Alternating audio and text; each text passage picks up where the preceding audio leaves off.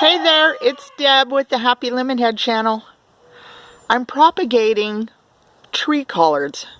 Tree collards are a collard green that grows like a tree. It can get up to 18 feet high.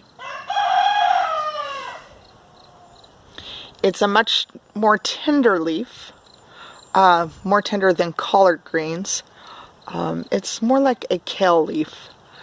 And it's a little sweeter and less bitter, and they don't start too well from seed. They're best propagated from shoots. Let me show you what I'm talking about.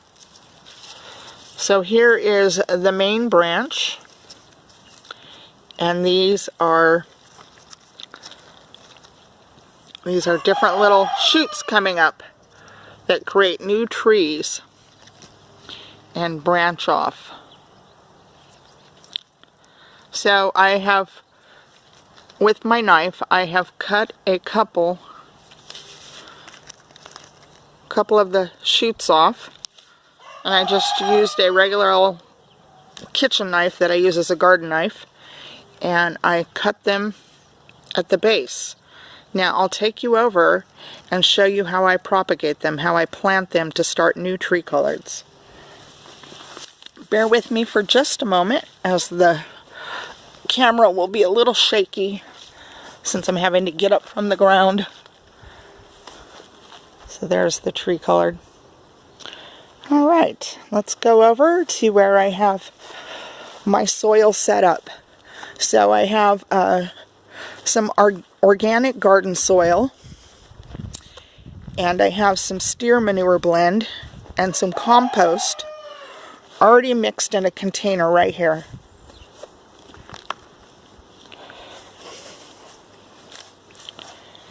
And I have a pot ready, and I added a handful of this Dr. Earth's organic fertilizer. And this is not a sponsored video. I'm not sponsored by Dr. Earth or by Kellogg Garden Soil or any other product. Those are just the products I use. Okay, so in this pot, I'm going to go ahead and add a few handfuls of the soil. I don't know how well the visibility is. It's so bright out here this morning. Here in Crescent City, California, at the Oregon border on the coast, it's normally anywhere from 57 to 65 during this time of the year. But we're getting ready to have a little heat wave, and for us a heat wave is in the 70s and 80s. So it's pretty bright and it's pretty warm.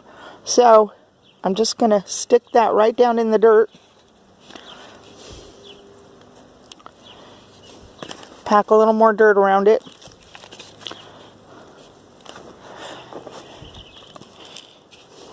And in about 4 to 6 weeks it'll have a nice root ball, and then I can transplant it to the ground or whatever container it's going to go in.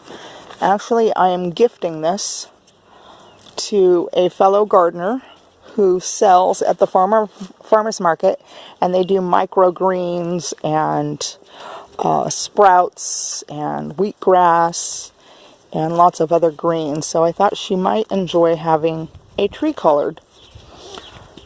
So I've got that in there, packed in pretty well. There, see? I have some rainwater I saved into some containers, and I'm going to give it a good drink. Just let that soak. And there you have it. A tree collard, ready to be propagated into a whole new tree.